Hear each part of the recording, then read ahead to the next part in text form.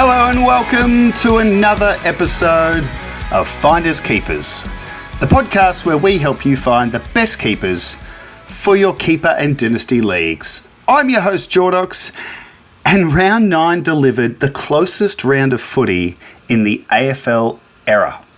The average winning margin was 10 points across the 9 games, and that is the lowest average margin we've seen in a round since 1970. When the average margin was 9 points, but that was only across 6 games. Incredible stuff, and it's on the back of a couple of months where we've seen some real blowouts. So it was great to see tight finishes all weekend, and what a Mother's Day it was. Happy Mother's Day to all those who celebrate. I hope you had a great weekend and a great Sunday. Certainly the best Mother's Day I can remember. Not just for personal reasons. My wife had a great day. The kids were well behaved. We had a lovely day with family. But it was the best Mother's Day of footy I can remember ever seeing. The sun was shining in Melbourne and we had 3 of the closest finishes you will ever see. Starting with the Tigers holding out the luckless Eagles, who remain winless. The Giants pipping the Cats down at the Cattery for a 5th time in a row. Incredible record from GWS. And then to finish off, we had that cracking draw between the battling Roos and the reigning champion Lions. And all of this after a showstopper of a showdown on Saturday night, to which my heart rate is still just recovering as my Crows held on in a classic.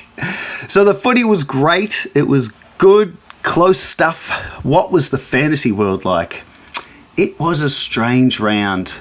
There were a lot of usually good scorers who put in stinkers, and yet the trend we talked about last week with the game slowing down and the fantasy scoring going up was at it again, with 14 players scoring over 120 across the round. And that included 8 players going over 130. So it was a massive round of scoring, a massive round of close finishes, and as one would expect, a massive episode of Finders Keepers for you this week. I'll go through what I noticed in round 9. We'll then go through my top 5 waiver wire pickups, finishing with a couple of questions sent in by you, the listener, with some very good trade questions. And I'm looking forward to going through them at the end of the episode. So let's have a look at what I did notice across round 9, starting on Thursday night, where Freo took on the Magpies and had a good go at it, but Collingwood just, I don't know how they won that game with all the outs coming off that short break. They are certainly a force this year. And speaking of a force, there was a period last season where Luke Ryan was a force in the back line in fantasy world, as was his mate Jordan Clark. And the two of them posted season-high scores against Collingwood, playing a very chip-happy game. So it's really interesting to see if Freo do start to revert back to that game style. I don't think Freo fans would want to see that. I think they prefer Freo playing more attacking and less sideways action. But if you own Clark or Ryan, you'll be cheering hard for them to revert back to the way they played last year when those two had some huge scores. So there a watch. The entire Freo centre bounce mix was really interesting in the lead up. Hayden Young out with that very long-term hamstring in the end, which is a real shame for him. But the opportunity of who steps in was on a few people's lips in the classic world and across keeper leagues. And I was really keen on Neil Erasmus getting a call up and being given a go. He was called up, but then he was the sub, so we barely saw him. Wagner spent some time in the middle. He did a bit of a run-with role at times on Dacos. And Shea Bolton had a spike in the CBAs as well this week and had a much better game than last week. So O'Driscoll, I think, is getting close to returning to the side, and that's just going to muddy the waters even more. But I think going forward, you got Brayshaw Sarong, and then Bolton, I think, needs to stay in there. Wagner will be in and out, and unfortunately, I think Erasmus goes back to the twos, and it's, I don't know, it's so, like, how are Freo expecting him to show what he can do when he's brought in for half a quarter and then that's it? Anyway, we'll see what happens there. For Collingwood, they rested a few of their older guys, one of them being Scott Pendlebury, and it was another old guy who stepped up in his role and had a huge jump in CBAs. That was Jack Crisp. Posted a really good score. Not sure that's going to continue in that role when the likes of Pendlebury and De Goey return. And just keep a little bit of an eye on Tom Mitchell. He had, I think, a quarter or a half in the VFL on the weekend. It's not going to be for a while, but there will be a point in the next month, I reckon, all going well for Titch, where he may be back in the senior squad. The other guy I wanted to talk about was Dan Houston, and I can't quite work out what's gone wrong with his scoring this year. The role looks the same. Time on ground has been the same. He's just having a really bad run. I know his continuity was interrupted by that suspension, but yeah, I think you'd be a little bit concerned as an owner. I do think as the year rolls on and he gets more familiar with his teammates and the new team that he's in, we'll start seeing better scores from him. But right now, he's put up some stinkers so far. Friday night, St Kilda and Carlton had a good game as well. It was very exciting to see Mateus Filippo return for the Saints. That kid has just had so many injuries in the last 12, 18 months that's really affected him. And when he's played, like the back end of last year in the midfield, he has looked so good as a fantasy prospect. So owners over the summer would have been so excited, but unfortunately that injury meant we've had to wait until round 9 to see him. Now, he didn't have any midfield time, didn't get a single centre bounce attendance, but he started slow, but he worked into the game, and I thought he showed some pretty good signs. He had a 40-point second quarter, which was excellent, and I just think in a few more weeks we'll start to see him roll up into the midfield again, and if he can stay fit and healthy, I reckon he'll finish this year the way he did last year, all guns blazing. So owners, get excited for that. Ryan Burns is a guy that has just sort of popped in and out of relevance, and picking up that defender status this year has made him certainly more relevant. He's had some nice scores, but it was good to see him pop a 99, playing on a forward flank, but also seemed to be swapping on a back flank, kind of swapping with Darcy Wilson, who also scored 99. They're just two good players that I think Wilson's the better user of the ball, but Burns he goes hard, and yeah, I think he's a pretty handy guy to have. Hugh Boxall, who was killing it in the twos, came in and had a great first half last week, scoring 60 points. He then faded in the second half, and then this week there were a couple of strange things with him. His time on ground was 49%, and not vested, not sub-affected in any way. And sometimes with these kids who don't have a tank, you do see them with low time on ground, but he only had 29% time on ground in the last quarter. So you have to feel that he probably would have been subbed if they didn't have to sub Higgins, who went off with illness, which was a bit odd. The other thing about Boxall was it seemed like he was running with Walsh for periods of the game in what looked like a bit of a tag. Not sure, but Walsh was definitely quiet. So, yeah, not sure on Boxall. We'll have to wait and see if he keeps his spot, but I do think long-term he's still a cracking player to have. Jackson Binns came in for his first game of the season for Carlton and looked really lively. He averaged 100 in the VFL last year, over 100 in the VFL last year, and got a couple of games late in the season. And he scores pretty well. He scored 75, 76 in this game, and he just competes really hard. So, yeah, I'm not sure why he's been held back for so long, but I think at the moment, based on that game, he should be in the squad for a little bit. It'd just be handy if he had DPP, because he is mid-only at this stage. Cooper Lord this guy scores when he plays. He's just been the sub so many times this year that you can't really see it. But once again on the weekend, Friday night, he came on in the second quarter and then went on to score 75 from 48% time on ground. He's getting centre bounces, he's tackling. He looks like a really good player. So I wonder if they're going to give him 4 quarters at some stage and then see what he can do, because I'm pretty excited by him. I talked about him earlier in the year and then he was out of the side. So let's see if Carlton give him a bit more of a run. And then finally, Adam Chera was moved to the half-back line in the second quarter to cover McGovern and Cowan's injuries. So Chera went back, Cooper Lord was subbed on and went pretty much into the midfield to cover Chera. And it was just an interesting move for Carlton. Chera, I think we talked about in pre-season as maybe a guy that would be suited off half-back. Hasn't happened, and he's been pretty good just playing midfield. His scoring wasn't great, wasn't his best week. I don't know if it was the role or he just didn't have a good game, Chera. But yeah, that's an interesting watch for Carlton, because I'm not sure what's happening on those injuries. I think we'll see, who's the kid? Carroll probably come back in for maybe Cowan.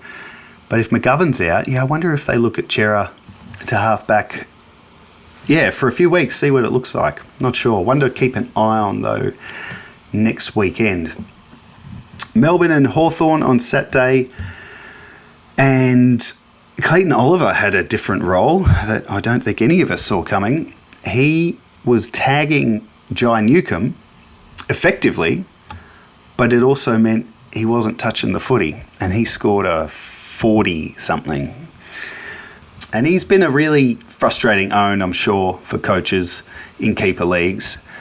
Before last year, he was anything but frustrating. He was probably one of the best assets you could have in a side. But yeah, the last 12, 18 months have been hard. And he's looked okay this season. I don't think he set the world on fire, but he's looked okay.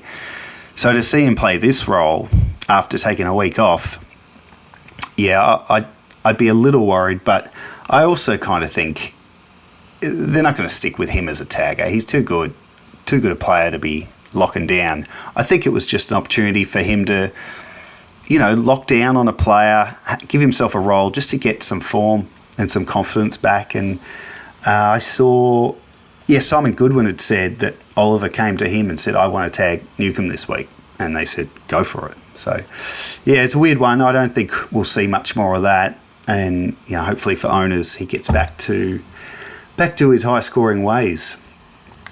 Daniel Turner's an interesting player for Melbourne. He's had an interesting couple of weeks in terms of where he plays. So for 2 weeks in a row now, he's played the first 3 quarters in the back line and then has gone into the forward line in the last quarter. 2 weeks in a row he's done this, with reasonable scores to go with it. And the weekend was a great score in the mid-80s. He took 11 marks. Really hard to know what the plan is for him moving forward, but certainly if he's going to have a defensive role and be a guy that can accumulate marks back there, with forward status, he's certainly one that would be very handy if that continued. Harvey Langford just keeps developing at a really strong rate. This is his, 7th, 8th game of senior footy, and kicks 3 goals, plenty of impact, playing on a wing. You can just see why he was such a high pick in both the AFL draft and in Keeper League redrafts. He is looking like a fantastic player to have, and to score a 95 this early is awesome. For Hawks, Chenkuth Giath, another week off half-back and another ton. It's got me very interested.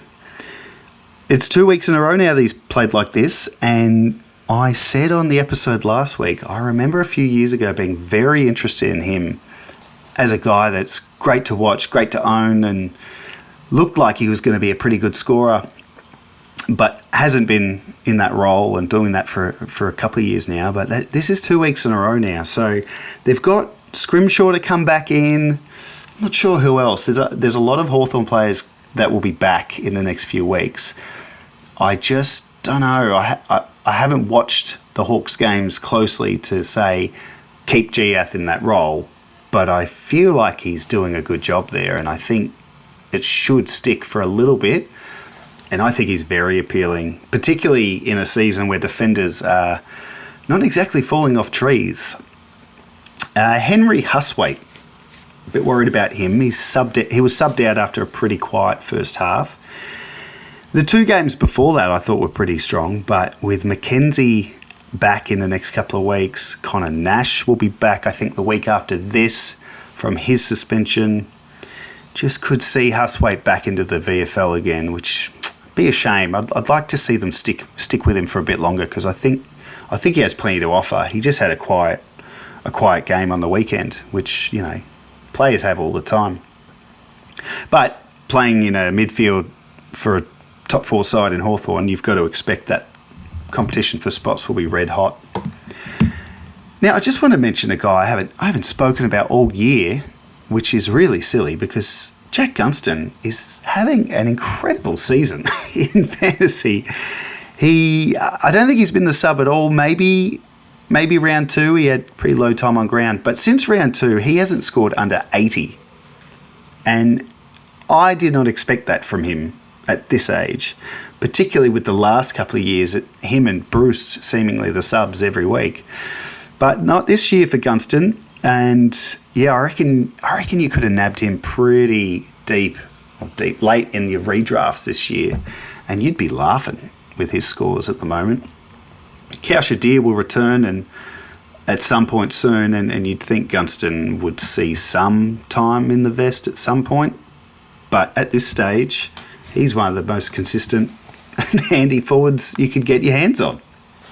On to the Saturday twilight game, when Essendon just held on against the Swans in a great victory. And Nick Martin is our Finders Keepers Player of the Week. 38 touches, 8 marks, 5 tackles, and 100% time on ground, if you don't mind. This guy is one of the best. He's one of the best stories of recent years. He was overlooked in drafts, which was well talked about, and then was picked up as an SSP on the eve of the season a few years ago by Essendon. And I'll just never forget his debut against Geelong, who smashed Essendon that day, and Nick Martin debuted, this guy who a month earlier wasn't on an AFL list, then kicked 5 goals on debut in round 1 against the Cats. A few years ago this was. And I just think, isn't that just such a ripping story? And he's got on with it. He's a fantasy favourite. He has defender and forward status if you're using the DPPs that have been added. And he's just the sort of guy where, yeah, you'd prefer him on the ball or off half-back, but he plays half-forward, but he just roams all over the ground and accumulates. So what did he score in the end? 141. Ripping score for owners, and that's why he's the Player of the Week. Now, he wasn't the only one to impress in this game. Essendon had a huge amount of fantasy points. Zach Reid and Jackson Pryor both took 14 marks each and just had an absolute field day. Reid was on 50 at quarter time, I think, and 82 at half time, and then slowed a little bit in the second half. Now, is this one out of the box? I feel like with Pryor it kind of is, but Zach Reid has been building towards maybe not a score like this, but he's just constantly surprising me. I keep thinking of him as this dour key defender that is just going to start scoring 40s and 50s, but it just isn't happening. And he's just gone to another level now, so I think I probably wouldn't have tried to grab him in many of the leagues I'm in, just for that fact that I thought, nah, he's not a fantasy guy. But I have to accept I'm wrong here. He's a ripper. Sardell Hawley, yes, Essendon gave him a full game. Great to see it. And didn't he score well on the wing? Didn't lay a tackle, but I don't think he could have done much more to impress. And Essendon got the win, so you'd think they keep him in the side in that role, and he's only going to improve the more games he gets. Very exciting player. Just one guy to talk about for Sydney, and it's just the familiar tale of Angus Sheldrick. Another game with the vest and another big points per minute effort. 51 from just 33% time on ground. And I'm just waiting for the day he gets 4 quarters, because if the Swans give him a go, I feel like a broken record. If they do, we could have a real fantasy jet on our hands. Now, I mentioned Braden Fiorini's VFL form last week, where he had a 4-round average of 181, if you don't mind. And finally, common sense prevails, and Gold Coast have brought him back in. And it was a bit of a wait because he was named on the extended bench, so it wasn't confirmed till Friday afternoon that he was going to play against the Bulldogs on Saturday night, and he did. So I was very excited to see him, but my concern was, what if they just stick him on a wing like they have in recent years? He's probably not going to get the opportunity to do what he did in the VFL. And that's exactly what happened. He was on the wing and didn't score very well. We'll see if he keeps his spot. But just another example of a player who, if played in the right spot on the field, is fantasy gold. If not, well, he's pretty so-so and probably not worth our time, unfortunately. So that was that game. Not much going on there. Over to the showdown, and what a showdown it was. Cracking game of footy, and probably one of those rare games where maybe the better team on the night didn't get the win, which was good news for us Crows fans. Now, Miles Bergman, interesting guy. He was one of the names that was tipped to pick up the Dan Houston points, and he has had some good scores early. Then I don't know if he got injured or concussed, or he had some issue, and then his scoring completely dropped off. And then on the weekend, something really different. They chucked him straight into the guts to do a tag on Jordan Dawson. Now, Bergman hadn't had any centre bounces at all since round 1. And then on the weekend, running with Dawson, he had 82% CBAs. And he did a great job on Dawson. He kept him to just 14 touches and had plenty himself, including 8 tackles on his way to a great score, his best score since round 4. And I tell you what, that looked like a good role for him. I did say in pre-season Bergman was more of a tougher sort of player, harder contested player than, Kane Farrell and the other guys that we were looking at as the potential beneficiaries of the Dan Houston departure. But I think this is a great role for Bergman, and if he's on the ball the way he was, tackling like that, he could actually end up being one of the better defenders from here till the end of the season. So hopefully Port keep doing that. I think that worked really well. And with Connor Rozee just dominating off half-back, I think that works. Bergman to the middle, Rozee stays at half-back. He was everywhere, Rozee. He won the showdown medal in a losing side, which is pretty rare. And I think other teams are going to have to start clamping him, because Adelaide didn't. I know that Neil Bullen ran with him for a bit, but he just couldn't keep up. Rozee was just dazzling. So that's the only thing with Rozee, is the tag has to start coming, because he was so good. But the thing with Port is, if it's not Rozee off half-back now, it's going to be Butters and Horne-Francis in the middle. But yeah, for owners of Rozee, that defender status is coming, and he's going to be so good so handy to have in the back line. Who would have thought, hey? Ryan Burton played his first game since round 2. And again, he was another guy like Bergman and Farrell, the half-back guys that we wondered who would be the one to grab. And Burton looked really good on the weekend. He took kick-ins, had that very friendly roll off half-back. Can you trust him, though? That's the only thing. It's not so much him, it's his body that's always been the issue, but I don't know. It was a good score, a great game. I'm not sure I'd be racing to get him just yet, but good chance he'd be available in leagues, so yeah.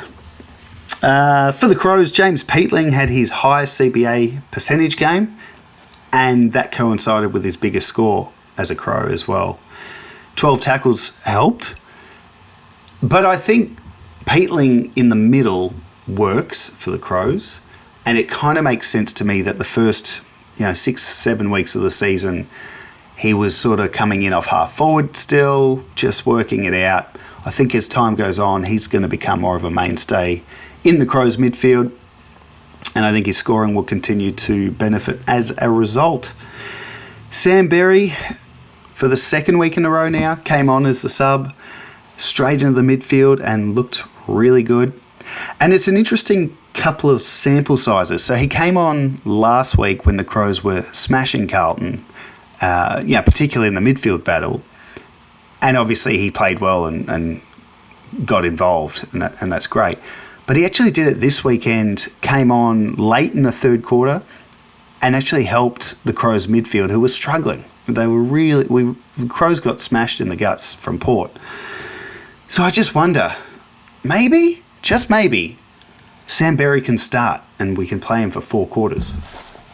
So we'll wait and see what the Crows do there, but I think if he gets 4 quarters, he actually adds a little bit more than what you'd expect, because a lot of people just think he's just like Matt Crouch, slow and good extractor of the footy, good at contested footy, but not much as a line breaker. I actually think he could be a bit of a line breaker. He's faster than I remembered him being last year anyway. So we'll see what the Crows do there. And then finally, Riley Thilthorpe, he's just exploding before our eyes. It's very, very exciting to see as a keeper owner and as a Crows fan. He took the game by the scruff of the neck in the first half and took, 9 marks, I think, till half time. The second half, he wasn't as impactful and involved, but that first half he was scary good. And he didn't win the Showdown medal, and I know a lot of Crows fans sort of said he should have.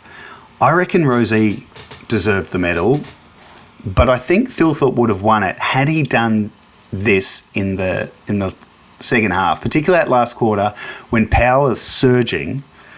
Thilthorpe needed to take a couple of big contested marks out on a wing to just slow the game down and keep the possession with the Crows, because the Crows could not get it out. It was just bang it out of D50, contest, turnover, Port attack again.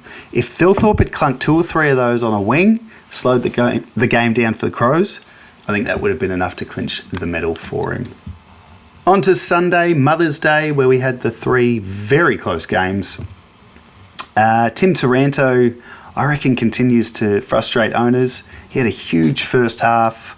I reckon he was on 70, around 70 at half time, and didn't crack the ton. So he completely stopped in the second half, and I'm really struggling to understand how that happens.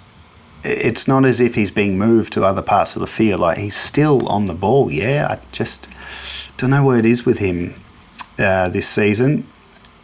Sam Banks appeared to step straight into that Jaden Short role and looked really, really good. Short was a very late out. He was out after an issue in the warm-up. So 15 minutes before the bounce, Short was out. But Banks, he was taking kick-ins, getting lots of rebounds, and I know he was thought of as a guy that could pick up that halfback role and be really interesting to watch in keeper leagues, even as a mid only. It looks like that defender status should come his way, and he was very noticeable in this game. For the Eagles, Brady Hoff had a much better game this week, in his 3rd week now with a midfield role. And I was somewhat bullish on his chances of repaying the faith owners had in him last week, those who grabbed him as a waiver pickup or just long-term owners, because the role was still there last week. His scoring was putrid, but he was still on the ball. And he was much better this week. He only had 3 kicks for the whole game. I don't think that's going to cut it. He laid 8 tackles, and that's how his score was reasonable, but I don't know how long West Coast persist with him in there. I hope they persist with him in there, because I think he could develop into something, but I don't know. That West Coast midfield is pretty, I'm not going to say all over the place, but it does seem to change a bit. And Jack Graham was back into, the midfield for the match against his old side, which you could have probably predicted. And he was huge. Laid 13 tackles, had a big game. Liam Ryan had some CBAs this week for West Coast, and he had a handful last week as well. That's an interesting watch. We'll see if that turns into anything. And then lastly, Harley Reid was playing. Yeah, he had plenty of CBAs too. Now, I'm not sure if I heard this right. I didn't watch the game, but I did hear that maybe he was getting a bit of attention, bit of a tag maybe early in the game. And if that's the case, I mean, I talked about Reid a couple of weeks ago and how I thought maybe it would be for the best if he had a bit of a spell in the twos where he could just dominate, get some confidence. And I still think that. I know he does great things, and he kicked a pretty good goal, I think, as well on the weekend. But, he didn't take any marks. He gave away another 5 free kicks. 5 free kicks again for him. And, I worry about him. And I have him in a league and keeper league, and very excited for the future. But gee, I'd love to put him on field. Particularly with the defender status, it'd just be nice to get him on there just once. But I can't get him anywhere near my field with the way he's scoring. Down in Geelong, we saw the Giants hold on for a brilliant win over the Cats, and they really needed that GWS. Some plays in that game that were interesting. Sam de Koning, I feel like I have to mention him on every single episode, but I was curious to see if he got any ruck time this week. Obviously, last week Stanley went down injured, and we saw Blitzarves take that role. And I wondered this week if de Koning would get any ruck time, but not a second in the ruck, not a single ruck contest with Blitzarves, the number one. He had a big game, actually, Blitzarves, and he's actually an interesting proposition too. Defender status for him, if he's the main man, he could be someone to look at. Not exactly a young whippersnapper is Blitzarves, but could be a handy scorer. Anyway, de Koning scored 92, playing purely as a defender. And I thought that was interesting. He was on Hogan, I believe, at least periods of the game. Hogan kicked 7 goals, mind you. But de Koning, I've just wondered if he could become a reasonable scorer even as a key defender. And, on the weekend he was. So we'll see how he goes from here. Max Holmes, I reckon, breathed a huge sigh of relief earlier in the week when Toby Bedford was ruled out. I feel like a tag was headed his way. And, he didn't get tagged, and he had a big game. And it was great to see. The question is, can he back it up now? His last really strong fantasy game was back in Gather Round, and then for about 3 or 4 weeks, he just couldn't get into that rhythm. But he was everywhere on Sunday, and long may it continue for owners. Now, I caught the end of this game. I watched the last quarter, and I was glad to. It was a cracker. And Toby Green was interviewed after the game, and I noticed they asked him something about playing pure midfield this week. And I thought, hold on, Toby Green as a pure midfielder? I remember those days, and he was a huge scorer. So I had a look. He had bulk CBAs. Only Tom Green and Finn Callahan had more, and it was only one more, I think. So I'm like, well, why is that happening? Who's out? So Bedford was out. Josh Kelly's been out for a couple of weeks, and McMullen had a few less CBAs than he did the week before. So that's what's opened up these extra ones for Green. Now, he didn't score that well, but the thought of him keeping that role for a bit, it's got me a little excited about Green. I mean, he's been excellent this year anyway in his hybrid role. I just imagining him pure mid for a few weeks could be very nice for owners. And I'll finish with the last game, North versus Brisbane, which ended in a draw. What a perfect way to end the weekend of close finishes with a draw. It was very good to watch that one. Riley Hardiman, I mean, I talked about him last week doing nice things off half back, and he did it again. He looks pretty safe in that role. I reckon he could be there for a bit. Caleb Daniel, on the other hand, he's been trending down for a while in terms of his scoring output. and I don't think he's been playing particularly well. But this was his first stinker. Really poor score. Sheasel going back is clearly hurting him. I think Hardiman's presence is hurting him too, I reckon. So I don't know what's next for Daniel. And I think owners have missed a potential trade high scenario where maybe they could have got some good currency for him. But now they have to just stick it out and see what happens. I don't think he's going to be dropped or completely lose his role. And, you know, if he could get just back to 70s and 80s as a forward eligible player, I think you'd be happy. But, yeah, the weekend was pretty poor for him. And lastly, Jasper Fletcher is having a great season. And he had a bit of a change up of role. He went to the wing when Jared Berry went off earlier in the game. It didn't impact his scoring, and watching him, he's a really good player, isn't he? He's coming along nicely. I think owners would be very excited. Great pickup this year, starting as a mid-only, picking up defender status and putting together some pretty good scores.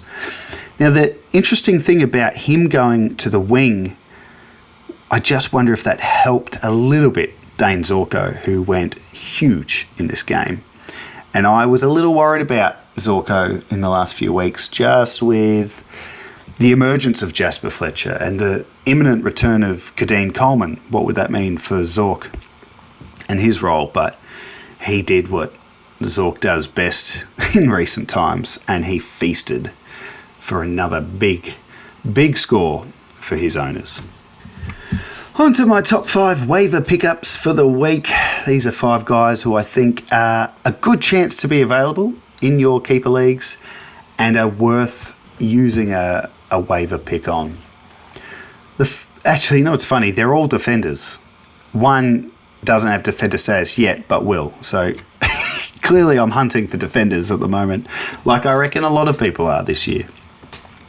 The first one, I'm very excited about Chankuth Giath. CJ, as we like to call him. Back-to-back tons in a very friendly role off half-back, and he's a guy I was pretty keen on a couple of years ago, so definitely worth grabbing him. Sardell Hawley, I still think is a great pickup if he's available. I know that there is a chance any given week he could just be back in the vest sub or back in the VFL. It's been a bit frustrating this year with him for those who've owned him all year. But if he's available, he showed a lot on the weekend, and I think he's an exciting player to have.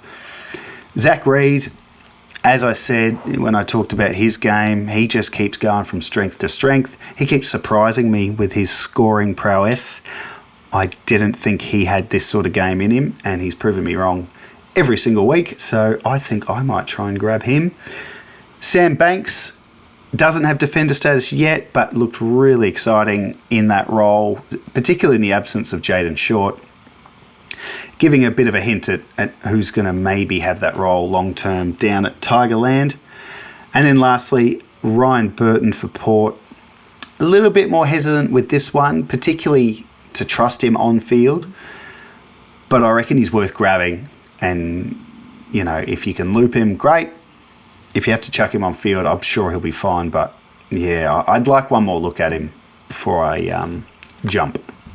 All right, we'll go on to the listener questions now. And this is my favourite part of the podcast every week, particularly when I get questions about trades in keeper leagues. If you've got a trade that has gone down in your league and you'd like me to analyse it for you, send it through to me on X at FindKeepAFL, the Finders Keepers X page. You can send me, you can comment on the page, or you can send me a private message. Either way, keep sending them through because I love them. So I've got a couple this week that are really interesting ones. First one comes from @Mumu_Oliver. So that's Matthew Oliver. And he says, "Hey Jordox, loving the pod, mate. I have shut up shop for the year in a 16-team league. Likely a bottom 5 finish, especially after offloading my older talent. So far, Dylan Shield for a future first and Jackson Pryor. Jackson McRae for Boxall and a future first. And now my next order of business that is bombarding my inbox, Max Gawn. Is 2 first rounders with a second going back fair in comparison to the other deals done? Awesome. This is a good question. So firstly, the first couple that you've already done, Dylan Shield for a future first and Jackson Pryor, brilliant. A very handy guy, Shield, with defender status for sides competing this year, but he's not going to offer you much beyond. So to turn him into Jackson Pryor, who just went massive on the weekend, and a future first pick, and in a 16-team league, the redraft you get in that league is so important to have good picks in that. So to have future first coming in for that with Pryor, I think it's awesome. And then the other one was Jack McRae, sending Jack McRae out for Boxall and a future first as well. Again, McRae, not of much value for you this year, but he's going to help someone else win a premiership. So to turn him into Boxall and a future first is really tidy stuff so far, Matt. So let's see, what do you do with Gawn? 2 first rounders with a second going back. So I actually followed up with Matt and said, who's your other rucks? Because it's important to know. And he has Draper with Goldie for the remainder of the year. Can go hard at a ruck again once my list matures again. So, yeah, I think that's pretty sound. Goldstein for the rest of this year is someone on field. And then Draper, fingers crossed, all going well, recovers in time for round 1 next year, potentially at another club or with Essendon. So I think you're pretty set there. So to the question, I think 2 first rounders is really, awesome. I'm not sure you should be sending a second round back, though, for Max Gawn. I mean, how badly does this other coach want to win it this year? Gawn is flying. And it's interesting with Gawn. I really thought he'd regress a bit this year, and maybe the opportune time to sell him at his highest point was last year. But he's just doing it again, isn't he? So I think it's a great idea to move him on. 2 first rounders, yes. I don't think you send a second back, though. I reckon a later pick than that. Great question, Matt, and great trading. Thanks for sending that in. The next one is at Joel Pavey 212154. Joel says, "Hey mate, I got offered this trade in a 5-6-1-5 keeper. So that's 5 defenders, 6 mids, 1 ruck, 5 forwards, and then 5 on the bench. And we get to keep 12 players each year." He then goes on to talk about this trade offer that's come his way. So let's look at that, and then we'll go back to what he said about it. So the trade proposal is as thus. Someone in Joel's league is offering him Max Holmes, Joel Freya, Harvey Langford in exchange for Wanganeen Miller, Henry Huswaite, and Elijah Hewitt. Interesting. So Joel goes on to say, "I have Wanganeen Miller and I'm unlikely to compete this year. Holmes will likely lose defender status next year, so there's that, but I really rate Langford. What do you think? Should I accept this?" I think that's a very good offer, and I'll break it down. So you're not competing this year. You've got Wanganeen Miller, you've got Huswaite, Elijah Hewitt. Obviously, out of those 3, Wanganeen Miller is like, he could be a top 5 in a startup keeper league. The way he's going with the defender status. So he's hot property and he's young. Huswaite, the jury's out. Elijah Hewitt is getting there, but the jury's probably still out. Now, what's been offered to you? Max Holmes, Joel Freya, and Harvey Langford. Now, Wanganeen Miller is brilliant, but Max Holmes isn't far off. Joel Freya is on the way to being a very handy fantasy player. I mean, he's only a second year and he's averaging, I think, around 80, looking pretty good. And then there's Harvey Langford, who on the weekend, and, in every game he's played, but particularly on the weekend, showed, he's going to be a fantasy gun in the future. So they're all good players. I think you take that offer, though, Joel. I think you could say goodbye to Wanganeen Miller knowing that Holmes is going to be pretty close to replicating him. I mean, he might lose defender status. He might. He's probably looking like it at this point, but I wouldn't rule out him going back to the halfback for periods still. So that's not a certainty that he loses it. And then you're adding in Freya and Harvey Langford for, Hustwaite and Hewitt, who could end up being, really good. But right now, on the evidence we've got, I think that is a cracking offer, and I reckon I'd take that if I were you. I also would understand if you don't, though, such as the excitement of Wanganeen Miller owners. And, fair enough too.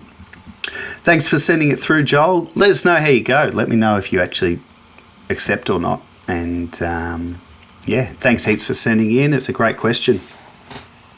And that does bring us to the end of another episode of Finders Keepers. I hope you've got a lot out of it. And if you're enjoying this podcast, do me a solid. Go and like and subscribe wherever you're listening. And if you wouldn't mind, go over to the X page at FindKeepAFL and give it a like. Trying to get that page buzzing a little bit more than it has been. It's a slow burn, but we're getting there. And I really appreciate everyone who's been listening so far and sending in messages of, great feedback, saying how much you're enjoying it. And I tell you, every time I get a message from someone saying they're really enjoying the pod, it actually really gets me going to make it even better the next week and onwards. So thank you to those who've done that. Thank you to those who are tuning in. And good luck. Good luck for the next week. I think we're all sort of catching our breath from that round of footy. It was just that exhilarating. But as always, I can't wait for the next round to begin. I'll be back next Tuesday for another episode of Finders Keepers to review round 10.